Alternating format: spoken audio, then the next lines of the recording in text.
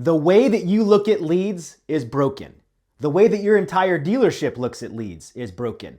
How many times have you heard someone walk in on a Monday morning and say, I only got 2 email-only leads this morning? How many people say that? They're complaining that they have a lead because it doesn't have a phone number and it's not a customer sitting in front of them.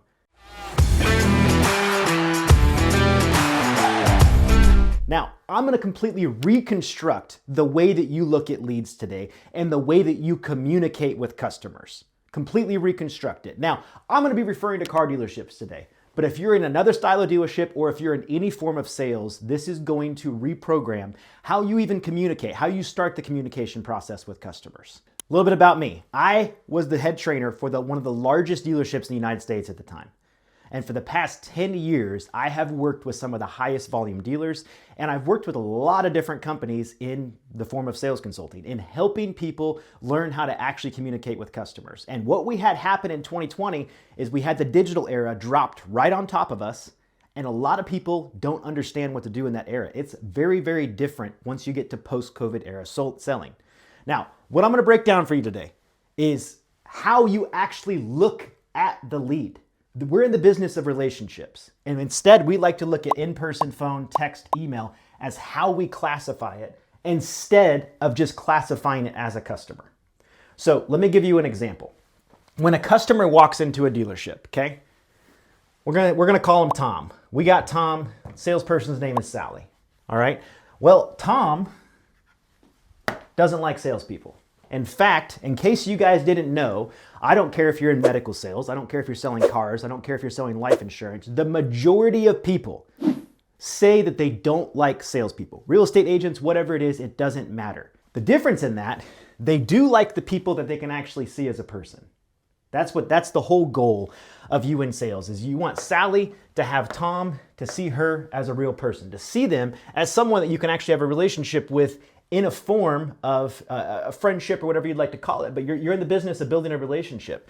So when Tom walks in, he has a wall automatically built up. He's got a wall automatically built up. That's every customer, when they contact a dealership, when they make the first call, when they send the email, whatever it is, they have a wall built up. There's some things that they are expecting a salesperson to do that they don't want them to do. And the second that you do it, you are just reaffirming the very things that they've already thought about you. It starts to make it feel like it's a slimy process, okay? All right, guys, with 140,000 followers on TikTok and almost 200,000 across all platforms, we do not take any sponsors. There is no sponsors on any of the pages. I promote my own company, which is prodigyprospect.com. We are going to sales floors across the nation, dealerships across the nation, and we are training on how to sell in the digital era. It is much different than what it was to pre-COVID, and a lot of places need to adjust how we look at customers, how we discuss things with customers, phone call, email, text, internet departments, all of it. We are coming and we are doing it in person. If you want to see if I can help you, go to prodigyprospect.com and schedule a time to talk to me today. So I'm going to refer specifically to dealerships here. This is the breakdown of what the majority of dealerships see, okay? Email is the number one contact, text, next one down, phone, next one down, and in person is the least amount of actual opportunities that you get. Now, I'm not a denier of the fact that in person is gonna be your highest close rate. Phone next, text next, email next. I get that, okay? If your email rate's a higher close rate than your in-person rate, then you obviously got something wrong inside your dealership. But the problem is where is the most opportunity coming? The most opportunity is coming in the form of emails. That's what the majority of us are seeing, okay? The majority of opportunity is coming in the form of emails. So if you're a sales floor or if you're a salesperson and the second that you see email and you look at that as a negative fashion, you're already losing there. Because here's where we're at. If Tom has sent an email and Sally is who's got it, he's got a wall up, okay? And if the first thing that you ask inside this email is to give your phone number or to come in person, which is what the majority of dealerships will do. I have seen thousands of emails. And the majority of people, they get Tom's email and they ask him if they want to come in or if they can get their phone number, okay? What does that do? All that does is reaffirm to Tom that his wall is correct, Sally is slimy, and she just wants his information and she just wants to sell him. And no one wants to feel like they're being sold. That's the problem. That's what we see. So instead, if we can look at emails as an actual gold mine and we can meet Tom where he is at, you're gonna get much, much better results. I'm gonna give you guys an example, and this is a real world that I think we can all understand. You got an 18-year-old boy, you got an 18-year-old girl, okay? The 18-year-old girl gives the boy her phone number and says, just text me. Don't call me, don't come to my house, just text me. What do you think that boy's gonna do? Do you think the next day the boy's just gonna show up at her house and also call her? Or do you think that boy is most likely going to send her a text message, a short, sweet text message to try to start a conversation? That's what people are going to do in normal relationship building. But in the sales world, in this world, we like to look at relationship building as just moving it to the next stage and getting what we want, which is converting an email to a phone number or to in person. That's all we want. We just immediately want to deconstruct the wall and sell Tom the car, sell Tom the boat, sell Tom the RV, whatever it is. Problem is Tom doesn't want to be sold. Okay? Tom wants to find someone that Tom likes that can deconstruct this wall for him and can allow him to feel like he's going through a process that's not really a sales process, because not a person in the world wants to feel like they have been sold. I say this all the time and it's not very popular. I would rather have someone that's better at building relationships. I would rather have a Sally that's better at building relationships with Toms than someone that's actually good at closing objections. Someone can be crazy good at closing objections. I'll do another video on this. Drop it down in the comments if you guys want to see it. But you can have someone that knows how to overcome every objection in the book. But if you don't build relationships with someone, it's absolutely worthless. So we're in a weird era right now. And this era is the breakdown for an average car dealership right here. Okay? About 80% of customers are going to start the process online. About 15% of customers are going to start on the phone. And only 5% of customers are actually going to walk into a dealership, never having contacted any dealership in any way, shape, or form. They never sent an email to anyone, text, phone, nothing. No other dealerships. They never contacted anyone. Only 5% of people are going to do that, okay? Only 15% of people are going to call in, never having done anything online, and 80% of people are going to start the process online. So if we have this data, and we also have this data, but we also know that the customer walks in with a wall built up, we probably need to meet the customer where they're at.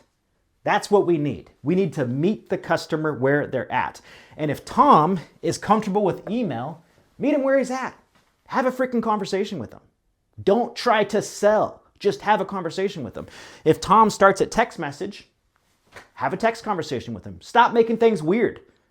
We would never pursue another relationship in the same way that we pursue sales. And if you're in sales, you've decided to be in the relationship business. And I absolutely 100% think that sales can change your life. If you're someone that's a little bit down right now in sales, if you stick with it, you don't give up, you make the right changes, sales can absolutely change your life. But we can also fall into a trap that just says the second I get an email, I want to move to in-person. I don't care about the wall that Tom's built right here. I'm low on my numbers. I just want to make it happen. And that's the trap that a lot of us fall into. I mean, what does the average manager? I've seen some terrible sales managers. I've seen some terrible finance managers. What does the average manager tell you? Just blow them up. Go from email, immediately phone, get them inside the dealership. I don't want to work a deal over the phone. Get the customer here. That's what they tell you. Well, guess what? Tom's not prepared for that. And if you guys are in higher ticket sales, that's going to be even a bigger problem.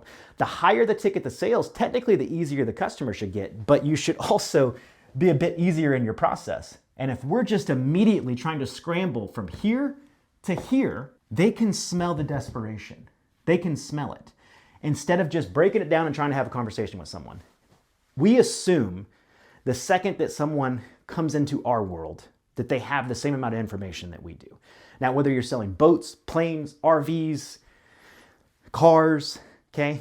Yes, consumers are more informed than they've ever been, but when they enter into our world, you have to understand the wall that is up there. It's not just because you possibly could be a slimy salesperson. That's not the only reason.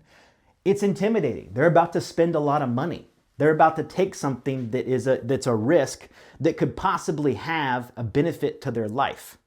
Now, there's a lot of different subjects that I've gone into in this video. I've hit a lot of other areas that I'm going to come out with more videos on. This is the first part of the series. This is the first part of me bringing the training that I've done at some of the largest dealerships in the United States, of me bringing it to you guys. And maybe one day you're going to see me at your dealership actually training. I'm going all around the country. I've never done this before on this scale, of opening it up to any dealership, allowing me to come there and actually help them. So I'm excited to bring this to you guys. I'm excited to help people look at customers in a different way, because I promise you, if you can meet a customer where they are, all of a sudden this wall starts coming down.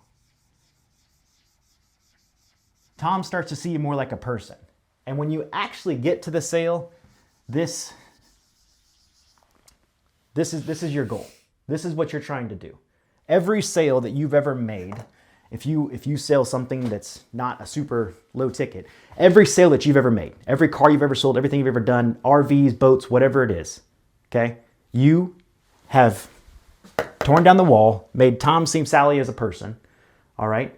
And ultimately, unless you went through a forced process and got lucky, you built a relationship with this person enough for them to like you, to buy from you. And that's what we're trying to do.